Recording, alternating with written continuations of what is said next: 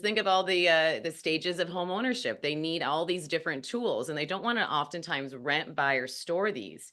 So from ladders to wheelbarrows to commercial grade carpet cleaners, specialty tools, anything you can think of that they're going to need, we have. And then when I first started, you're the rent-a-center. we're the Costco of real estate, man. Interesting. I love Yeah. it.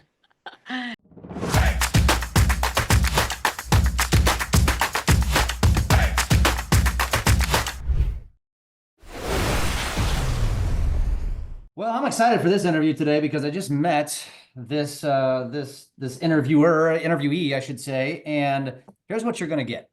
You are going to eliminate the phrase past client. You are going to add the term servpreneur. And we are going to talk about adding revenue streams that don't require a downline because let's just be honest, we don't love those conversations because today's guest has her own independent brokerage based out of the state that no one's talking about, South Dakota. So she's not a threat. She dominates her state and she's got a ton to teach you today. So please welcome to the show, Amy Stockberger. This is going to be fun. Thanks for being here. My honor, Jeff. I would love to be here, and I can't wait for us to dive in. Let's do it. So let's start Okay. with let's digress and tell us who the hell you are and kind of what led you up into the real estate business and to where you are today. Okay, well, Amy Stockberger Real Estate. We run, my husband and I, a teamerage, a brokerage that still runs as a team. I've been in the industry for 24 years now. Came into it straight out of college. My dad owned a Coldwell Banker at the time. I call it, he did the opposite of nepotism. He threw me in the back room, dark room, paid me 24 grand and said, sink or swim. So I've kind of worn all the hats in the business. I fell in love with it right away. Worked behind the scenes, and I was a buyer's agent for a hot second, became a single agent for a hot second, and then licensed my sister, got a part-time assistant, and started growing. My husband joined in 2009. We found a massive hole in our business in 2014 and in the industry, which I'm going to talk to you a little bit about. After we fixed that, it allowed us to be the highest producing team in our state by 2017, and we've stayed there.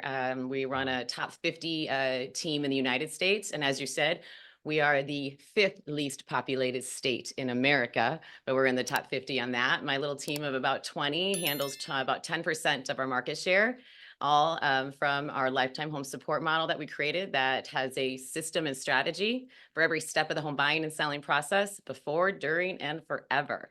What is your annual volume? We're going to end this year, well, in the good years before 23, 24, like 500 to 600. But right now we'll probably end about 400 this year. Only.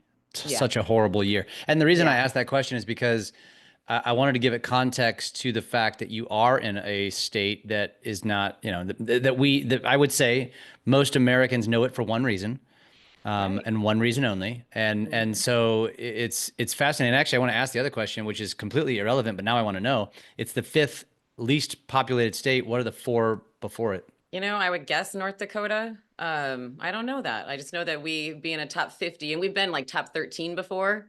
But we're in like the 13th producing team. I think in 2022, we served 589 clients that year, and that was running with 15 agents that year. Really? Yeah. So this model, it turns one client to 5, and it just keeps them sticky to us. So I looked it up while you were talking. Okay. I love it. South Dakota is in fact still number 5. Number 4 is North Dakota.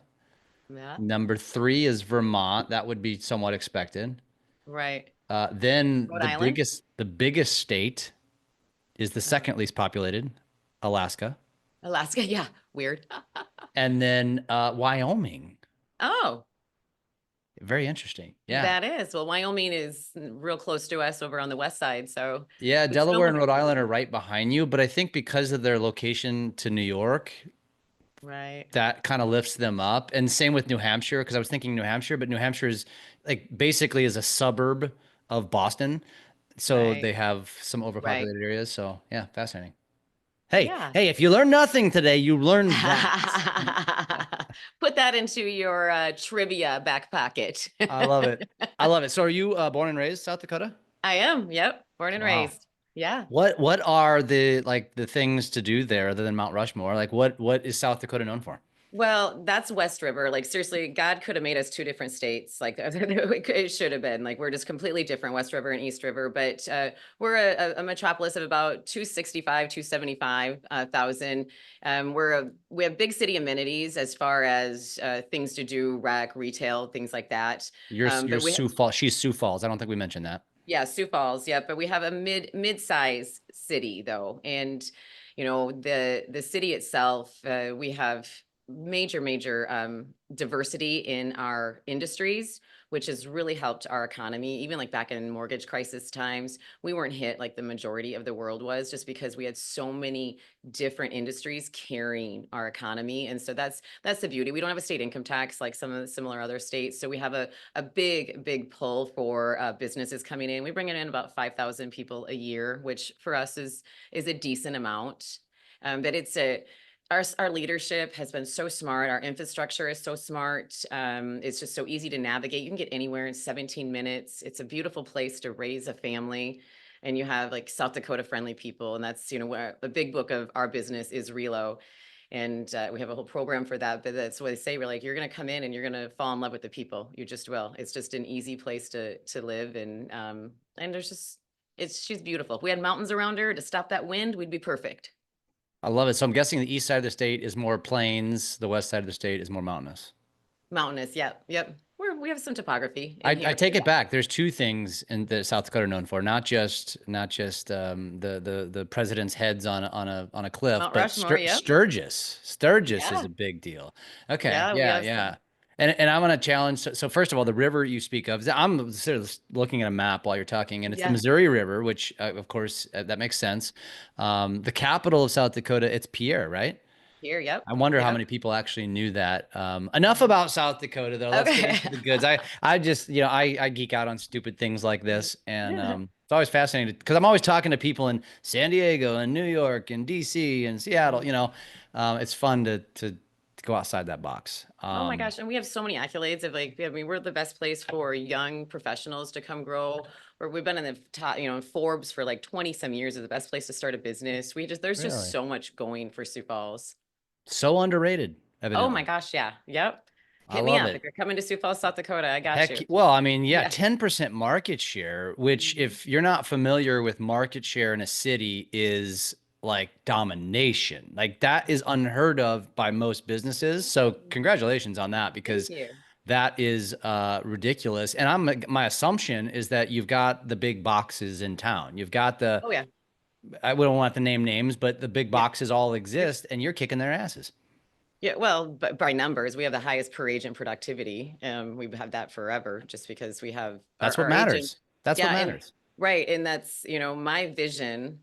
My vision for our company is to build big, juicy legacies for everybody in our ecosystem, from our clients to our agents to our team and in our community. And we've found a way with our entire lifetime home support model that supports doing all of that, which is lights me up. That's what gets me out of bed every day, is knowing that we're able to do that. And you said the term servpreneur, and that's my vision for our industry, is that we create a community of servpreneurs, not entrepreneurs, who elevate that client experience before, during, and forever. And if we do that, agents are going to be able to build big businesses that they love, businesses that light them up, that they're one day going to be able to have a really healthy exit strategy from too, because that's why we're doing this. At the end of the day, we're doing this to build it, to sell it, or move it on to somebody, or have it keep pumping so we can go on and do what lights us up. Like you're going to the Ozarks. I Hmm. mean, that's what Hmm. lights you up, and being able to do that and have something that you've poured into run outside of your absence, Yeah.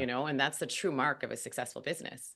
Yeah. Amen. Amen. And so you mentioned the servpreneur. I mentioned in the beginning in the intro about how you're going to eliminate the phrase past client. And so I feel like both of those just topics can sound a little cliche, right? And so I want you to give them context and take us deeper into what Right. this really does mean because I do servpreneur, I've heard that before, but the phrase past client is we all use it. I think Mhm. unintentionally, it's kind of a negative as you kind of the way you kind of break it Yeah. down.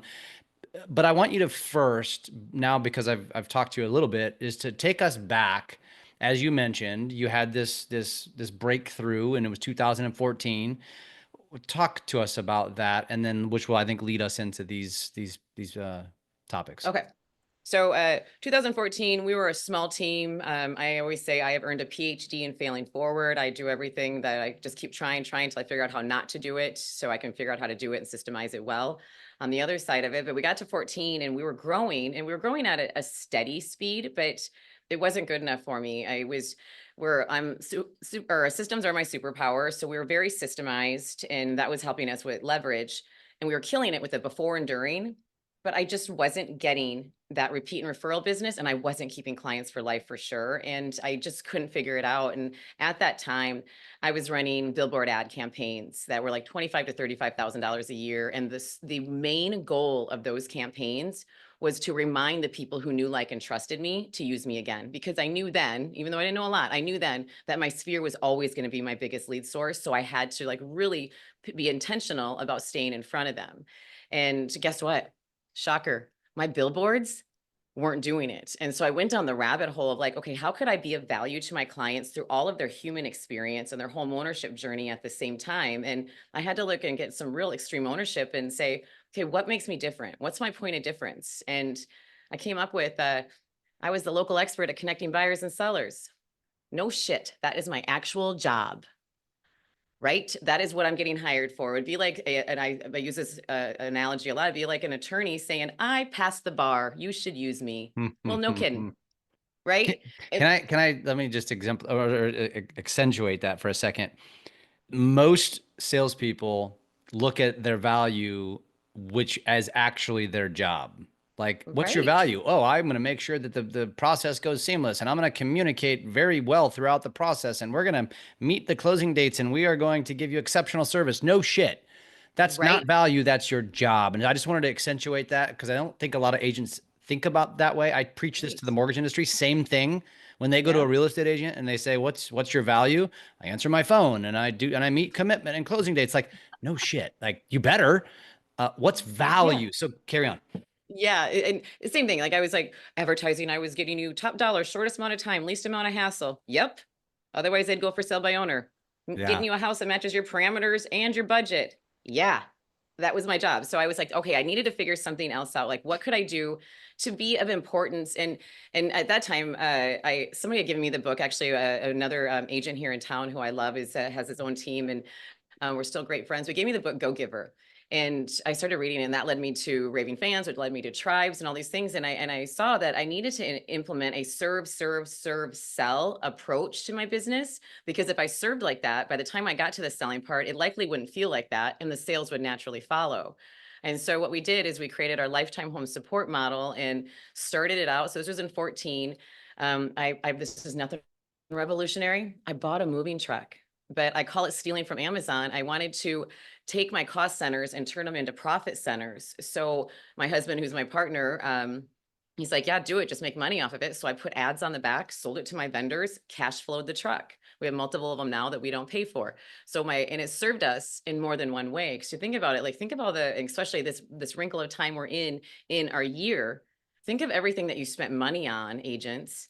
What was your ROI, and did it serve you in more than one way? And so like my moving truck served me as my clients get to use it for life. It's a profit center. We make money off of them. It's a billboard on wheels. I got to shut down those other billboard campaigns that everybody else in my market was running, saying, I help buyers and sellers, do that. And so it's a billboard on wheels. So it's brand awareness, and it's just a beautiful community give back. That's also a brand awareness piece that also leverages us, because we use it as a lead gen that we get to sit down then and talk to their organization about how not only are we the experts at connecting buyers and sellers, but how we do it very differently with our lifetime home support approach, which then naturally puts us as the name coming out of their mouth when they or somebody they know has a life change. Yeah. So Was that the turning point? Was it the moving No, trucks that was that turning no, point? it was, I did that right away. And then I added a party shed and a tool shed and an online discount center right away. We added a party shed because think about all of their human experience, all of our clients' human experience. They have all these parties, these things, these events that happen in their life. So we have commercial grade food warmers, cotton candy, snow cone, popcorn machines, margarita machines, bouncy houses, platters, anything you can think of, they can come back and get for free for life. But I also branded the heck out of them. So every piece of equipment has my brand on it. So they're not having these parties by themselves. They're having it with their friends and family, who is their sphere. And what is our biggest job as real estate agents? It's growing our sphere and on our lead gen. It's growing that as big as we possibly can and giving them a natural way to say our name by just the law of reciprocity. When people get something from somebody, they feel compelled to give back in kind, and that's just what happens. So we had the party shed. They So come and wait, get all these let stuff me for ask the fun time. let me ask you a question Yep, go about ahead. that. Is it literally a shed? So it was back when I started, and I teach agents how to do this, but they can do it with a 8x8 shed. They can do it with just a closet if they want within their office. We did it. I started everything out with under, it was like $3,500 to $5,000 worth of equipment for my party and my tool shed that we did for these people. And again, it was them, us serving to them, not selling. So they're coming to us to get things from us and in really fun and really sad times, because we get to help people in really fun and really sad times, right? That's how Mhm. real estate happens. That somebody gets married, somebody gets divorced, Do gets a you, new job, loses a job. do you market this to them so they don't Oh yeah. forget about it? Oh yeah. So it's omnipresent throughout our entire life cycle of the client.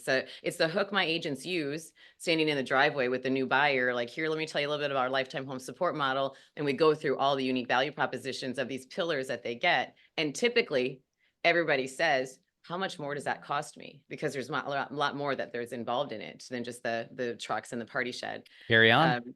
Okay, so the tool shed, because think of all the stages of home ownership. They need all these different tools, and they don't want to oftentimes rent, buy, or store these.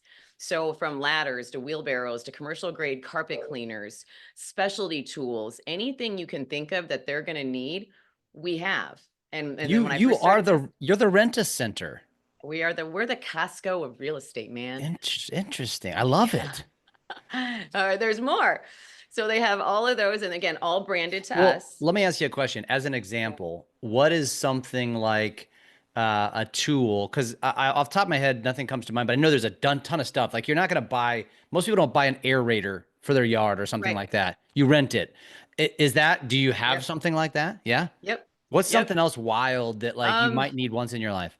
Tall tree branch trimmers, like that is like a silly thing, or carpet when they have water in their basement. We have basements in our market. So if the water in their basement or something, we have the big fans that help with Fans. anything like that. Yes. Oh, so it's almost Um, like one of those restoration company type equipment. right. Yep. And we have, I mean, the specialty tools from like the tile cutters for those, do it Yeah. yourselfers who are just doing Yeah. one little thing and they don't want to Yeah. go rent those things. And we give it up to our clients too at all of our events. Like, what else do you want us to add into VIP? We give it back to them. And we know I created software for this to make it super easy and to keep it really sticky. But we know what's getting rented. I call it what's the gateway drug to the next piece of equipment. And so like our tables and chairs, oh my gosh, I couldn't have any more tables and chairs. Like, we have so many because people use them for graduations, for weddings. They use them for funerals. They use them for just their reunions, all these things, but they're all I there with mean, my name on the this back is of every chair. which is brilliant. So it's almost, because my next question was, it's almost like there's a side business here, because there's got to be checks and balances and you signing stuff out and making sure stuff returns. But at the same token, maybe something lesser expensive, like, who cares if it doesn't return? It's got my branding all over it. Right. And what we found, again, PhD in failing forward, we found all the ways not to do this until we figured out how to do it. So we did it with the booking software. We did it with Google Calendar. It didn't work. So I had software created, my own IP software that is branded to us. And I can brand it to other agents too. Keeps my agents up there. So it keeps my agents sticky too, to them. And it's an easy way for the in and out process. It's an easy way for us to keep inventory on it. We know everything that's going on. Our clients have software that they can go to at their leisure to rent out all the equipment, something they're going back to, getting something from us, not us selling. Because when you think about the normal life cycle of a buyer and seller, they're not coming back to your websites after they're done with the transaction. They're not. You could spend 20 grand on that thing. They're there to vet you, or they're there to look at houses that are similar to theirs or for a house, and then they're done with your website. So this is a site that they go back to, Lifetime Home Support, where they can go into to check out everything that's just to them, sticky to them, so that they can get service for their human experience. We're enhancing their human experience. And also the other thing why I created this software is, we don't have past clients. We haven't had a past client since 2014. We have clients for life, because agents nationwide, they don't mean to lose touch with their clients. They don't. They just run out of authentic ways to stay connected. And so I set up my software so that anytime one of our clients checks out any item, my agents get notified. They get an automatic notification from my agent. So it's a touch point there. The agent gets notified so they can reach out and say, hey, saw you just rented out the bouncy house. I see it's Susie's birthday. Love it. What's going on? Who do you know that has a life change coming up? So it's not commission breath. It's coming from a place of authentic serving them, which then breeds that law of reciprocity in the form of repeat and referral business. What about things like insurance? Do you have to have insurance? Yep. So we have insurance on it. My trucks have their own insurance that's separate. That is with the truck company, which is the most economical. And people need to sign like releases of Yep. liability, things Yep, like it's that. easy. Yep. And I had the software set up where they sign it within the software for that. And then they sign the truck just like you rent out a U-Haul, same type of thing. So it's like our front desk runs this. It's so easy. And it's Nice. people who step in. And then because the software does most of the heavy lifting on it.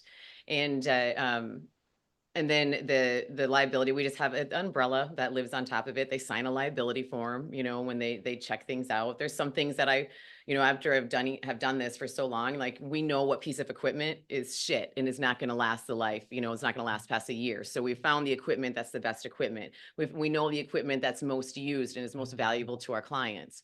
We have all those, we know these things because we've gone through the path, and we've created a blueprint on it that it makes it just wildly successful. And again, the majority of our business is a repeat and referral business. That's just what it is. So my agents, they're not getting their souls ripped out by cold leads all the time. Cold leads are hard. They have people who are coming to them who know, like, and trust us already. So it's making that relationship, making that transaction so much easier. Yeah. It's such a unique way. And you know me, I'm a social guy, and I preach, top of mind awareness and how it just blows away antiquated things. This is one of those things that's so incredibly unique. I'm sure somebody else has done something like this. I've not heard it. And I think that's powerful. That's so cool. And so let's go back to that marketing piece. And Yeah. so now, what are your strategies or techniques of how you are consistently reminding them about party, tool, truck?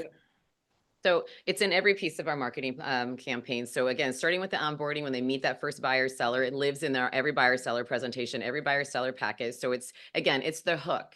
It's what we're talking about that makes our point of difference on top of what we do really, really, really good, which is meet our clients' goals and exceed them. We're really good at that, but that's an expectation. We should be. Here's what else you get.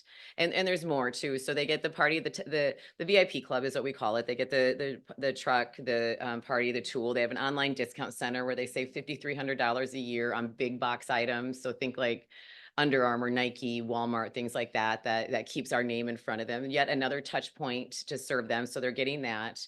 To go back to marketing though, it lives in every nurture sequence. It's a video they get, going over it right when they get onboarded. It's a video they get reminded as they go through the transaction when they're in a live transaction. And then it lives in everything we do post, when in the forever part. And we also run, like every agent should, we run client events at a pretty high level. I have my 19th turkey event coming up here in November. Santa comes, the whole thing. Like last year we had 1,200 people through. Well, and they know, and I'm always adding something more to my business model for them to serve back. But like this year, we created, we call it the stick it, scan it, solve it stickers. Not revolution. I'm not a genius. I just know we know what the human brain does and what humans need in this process. But I created a vendor program because we know that we're super connectors. We know that our clients need us to connect them to all the things they need for their home ownership and life journey. So Mhm. from who to use for lawn care, who to use for HVAC, electrician, who they should use for the dentist. They come to us because that's our job. It's our job to connect them to these things because we know them best. And so I thought, why shouldn't I monetize that? I should not only be able to help my clients for life, monetize that process of helping these vendors help my clients, help these vendors grow their business, as well as lead generation. So we have 100 vendors in the program. They pay us $3,500 a year. And So wait, and 100 vendors. Now, when you said the list, I'm thinking, okay, that's common, but mhm, that list is probably 20 people deep, like a contractor, a plumber, a mhm, electrician, like traditional things, right, right? You're taking that list to new heights. Give me some right. examples of something that people may not be thinking about on that list. Well, I do have dentists on there. I have a spa on there. We have a restaurant on there. We have a golfing center on there. We have the window cleaners, carpet cleaners. I mean, random handyman, quite a few handyman contractors that are there to help. We have cabinets. We have, you just name it. If you think of anything, there's like usually like 58 industries that surround the home buying process. Like 58 industries are affected when one house is sold. Well, we expanded that because not only do they have a home ownership needs, they have a human need. We have event venues. So event venues are in there as well. Wow. Again, it's just another way for us to be of massive value to them in everything in their home ownership and life journey, so that we are the only name coming out of their mouth when they meet somebody who has a life change, because somebody with a Yeah. life change usually has a housing need lagging right behind, right? And Yeah. that's the question. That's one thing, agents, you need to nail your 30-second value story. I'm very passionate about that. You have to effectively be able to communicate what you do, who you serve, how you do it differently with the solution you provide, because people don't understand what we do. And if you can't communicate that effectively, how do Yeah. people know how to refer you? Like everybody, like I joke, but it's true. Like I've never been pulled over by a cop that I haven't sold them a house. They know, everybody knows what it is I do, no matter what. I was kind of silly. Somebody recently, there was a car accident and my agent called me up. She got into a little fender bender. She's like, but do know, I gave up my card. I talked to him. I told him exactly what I did. I'm like, yes, everybody in your life needs to know your value story, not your pitch, but how you are of value to their needs and who you serve and how you do it so differently. Yeah, that's amazing. And that definitely makes sense on the, as I mentioned, cliche terms like a past client is not a past client, it's a client for life. Right. And although I think we all believe that in our heads, we don't think it because we continue to use the phrase past client. And it's probably partially a psychological thing that you need to get past to actually believe it, but not only believe it, put it into play, which is Right. what you're doing with all of these. It's not just, hey, I'm going to send you a recipe every Christmas or every month, or I'm going to send you a Right. postcard about what listings have sold. It's you're taking it so much farther than that. Right. It's sizzle. Like, what kind of sizzle do you have to your business model? Because, like what you just said there, yes, they should be calling their clients and telling them about equity reviews. Yes. They should be telling them what their neighbor's house sold for. 100%. Telling them what's going on in our crazy mortgage world. Yes. But your sizzle should be more than what your client can find on Google. Googs shouldn't have the same service value you have. Mm-hmm. Yeah. Yeah. And so the sticker, I guess I didn't finish that. Let me go back to that. So we created a stick it, scan it, solve it sticker that we give to our clients during the final walkthrough, and we have them put it, underneath their cabinets by their sink, next to their garage door opener, on their furnaces, and it has a live QR code to my home support team, and it's just like, we're your lifetime home support, because Smart. I'm not 100% sure, but I'm pretty damn sure that even when they don't own that house, those stickers aren't going anywhere. Yeah. You just made me think of the garage door repairman. Yeah, He right there. slaps the sticker on there. We don't take it off because I think Yeah, to myself, I want to remember who to call next time I need a repairman, right, right? Yeah. Like, and what do we do? What do we do instead? Here's a sports schedule. Here's right, here's something to throw. Like we're such creatures of habit and monkey see, monkey do. And what you right, just gave them is not only way more useful, it's sustainable. Like it's something that's going to stay there, like you said, right. maybe forever. And we train people on how to treat us, right? So we train our clients from the very beginning that we are their trusted partner, their resource through everything that they need. So they know, like, our clients likely don't do anything without contacting their agents and or their lifetime home support site. They look and see, who do we have in the system? Because these vendors not only give my clients legendary care like we do, but they give them preferential treatment too, sometimes preferential pricing, but it's everything they're going to need. We just know it. It's just the way that home ownership works.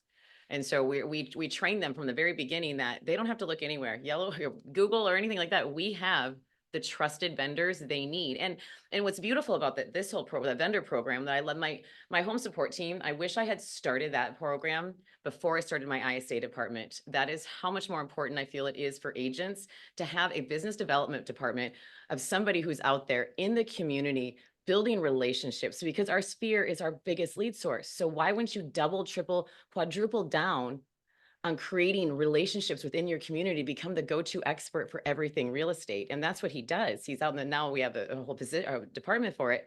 But back in the day, it was just myself or my husband doing it. But we're out there creating these relationships, helping these businesses grow their business. What happens when they're successful? All they think about is me. I've created a mini chamber of commerce with an exclusivity of a BNI or a leads group. I have multiple HVAC, multiple contractors, multiple that. I'm the only real estate agency ever and for always. And I'm authentically giving to them. I'm helping them grow their business. I had 2 vendors at our last client event in August or September come up to me separately, and these vendors pay for my client events, come up to me separately and say that this business or my program has 100% changed their business.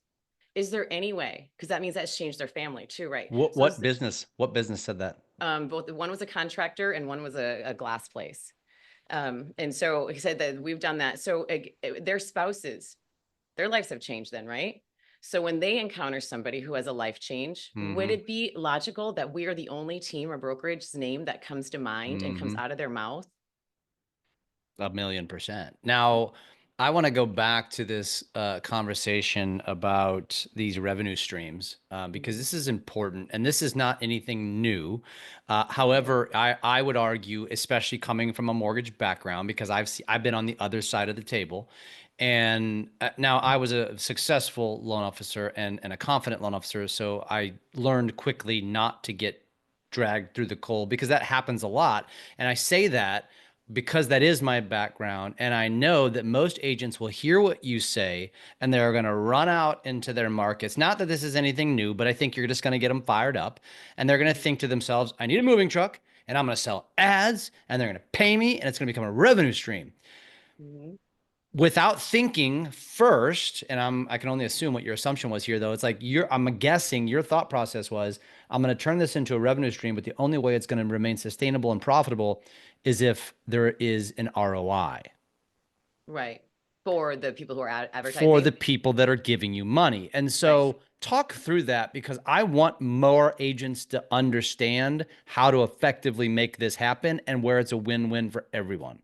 Well, first of all, I think you need to change your mindset. I tell, I teach this to other agents and have a whole academy on it, but change your mindset on it. Like, you're here to help those businesses grow too. That's what this is about. You're getting them in front of your target audience. And most companies don't understand how effective a marketing campaign is to their target audience. Most of them just throw it out there to everybody and just hope, just like agents, they take a listing and they throw $800,000 listing to every buyer, people who can only afford 300. Like, that is ridiculous. That makes no sense. Same thing. You get the people, the vendors who we have on our trucks are ones who are around that housing, and not all the time. I've had other ones who are not around the housing industry, who are just like, just want brand awareness, but you're giving them brand awareness.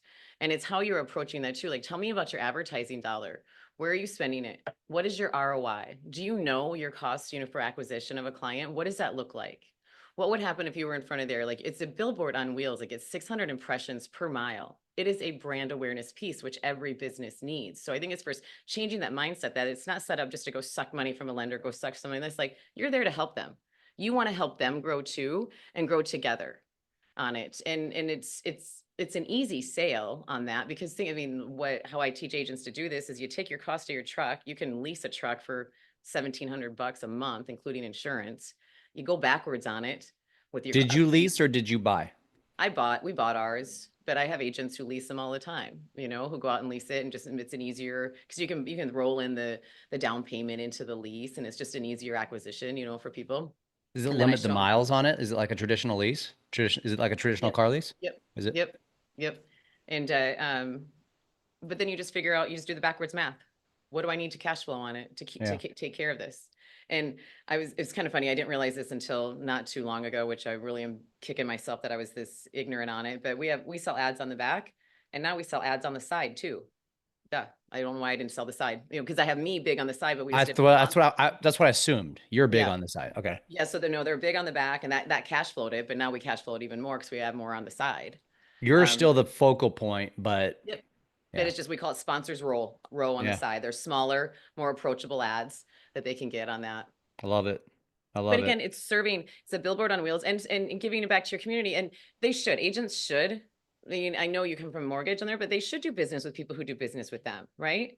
I tell, I whether I'm an asshole or a genius on this, but I don't do business with people who don't do business with me. If I have somebody who doesn't continue in my vendor program, and say I had a bunch of my commercial spaces with them or any of my other businesses, that business goes away and I go to the next person who's in my program. Yeah. That's, well, the thing that fires me up is that agents tend to have here's how the narrative goes is, I'm lender, you're a realtor, and I'm soliciting you for business. You sit me down, and your first conversation is, okay, you're going to pay me $5,000 a month, and here's what you're going to get. And yeah. And that's how it goes, rather than here's what you're going to get when we work together. And, and because, and I think that's the mistake. And I'd love to hear kind of the way you articulate that, or the way you approach that with your vendors, not just mortgage. I'm using that because it's the most common, right? Right. But so what would be your advice to an agent who has foobarred that, or they've gone through 15 lenders and it's the lender's fault? Listen, folks, like, if you've done that, there's only one common denominator, and it's you. Right. Look in the mirror. So how would you approach it? What's your approach? Well, it's a service first approach. It's that serving first and figuring out how we can both win from this, and how at the end of the day, the consumer wins as well. And so it's coming from that way. And then you're asking those questions of, tell me where your advertising dollar is. Like, where are you spending money? What is that ROI that you're getting on it? Do you feel like this is something that, can you see value in having your brand being X, X, and X, or whatever I'm trying to sell, whether it's the HST, the home support team vendor program, or it's the trucks. And we have found too, that one thing we always do is we're always looking, what's the cost of acquisition for that industry before we sit down with them? What do they understand about that? And then again, what is their understanding of having a marketing partnership with a target audience? What is that understanding? And then with our home support team vendor program, we have a couple other pillars that we added into it to really make it powerful for them. But it's coming in and asking world-class questions first to understand if we're a solution to their problem. And that's how you build any business. You provide a solution to a problem. And there's some that it just isn't. We're not a solution. We're like, get it. And like in our vendor program, if we're not a solution for them that they fit, we downsell right away into the trucks or into sponsoring one of our client events. And then really we come back around to it. So, and if we're not, and it's not going to fit, that's awesome. We'll go out and find, somebody else. But the key is you're identifying it based on how can I reciprocate to you? Right. How can we both help each other? Yeah. I have the people who are coming to us because we do a good job of taking care of our clients. They come to us. We want to help you grow your business. This is also a brand awareness piece that gets you on the back of it. It gets you on the back of a truck. Again, 600, the status, 600 impressions per mile is what these trucks get out on the road. And it just works. Yeah. That's refreshing as hell. Thank you for sharing that. Now, I know we've kind of covered, all the things that we wanted to cover. Is there anything that you think that we need to touch on, or you want to touch on before we wrap up?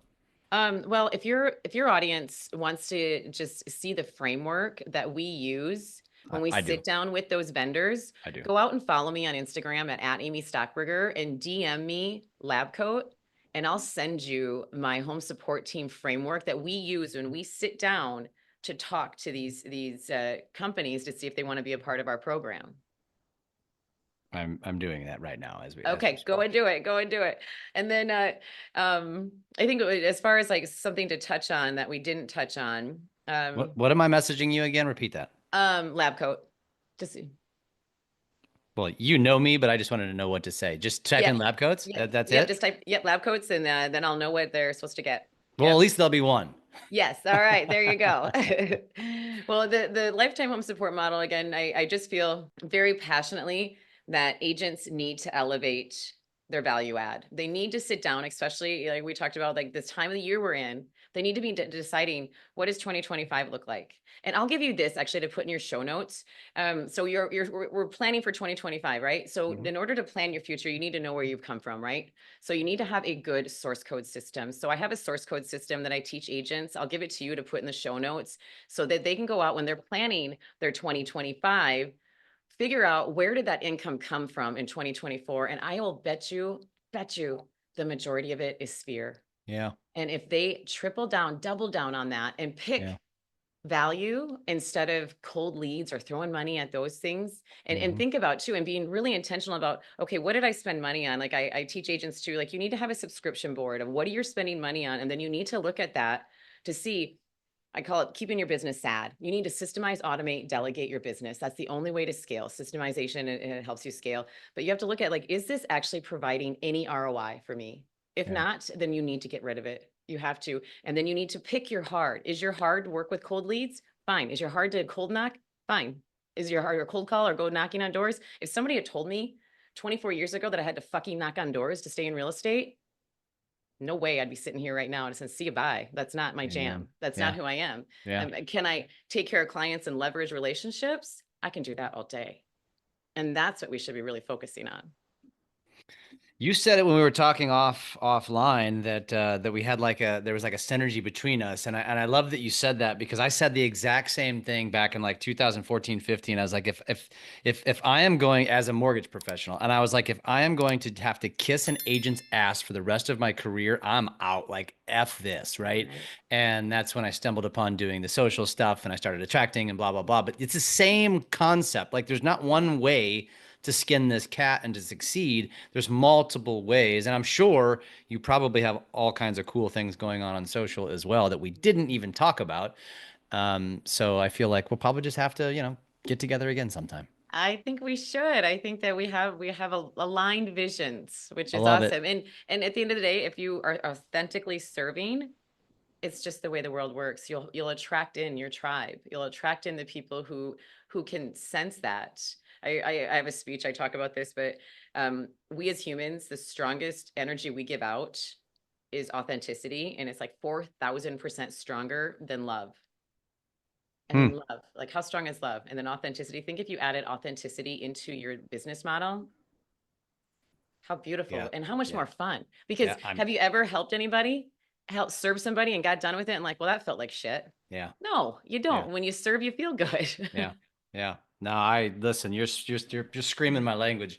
I love it. This has been fantastic. Amy, we already mentioned Instagram. So it's Amy Yep. Stockberger, just the name, and I'm looking at it. And so is there another way, if anybody wants to connect with you, is there another way, a place you want to send them?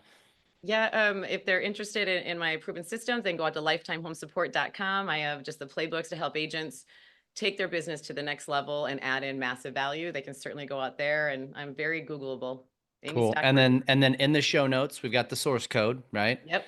We got the source code. Go over to Amy's Instagram and message her lab coats, and you'll get some more goodies. Not to mention, you'll get a nice little, probably good inspiration for things you could be doing on social as well. So, Amy, been fantastic. Great to meet you. Glad that we got to have this conversation, and look forward to staying in touch.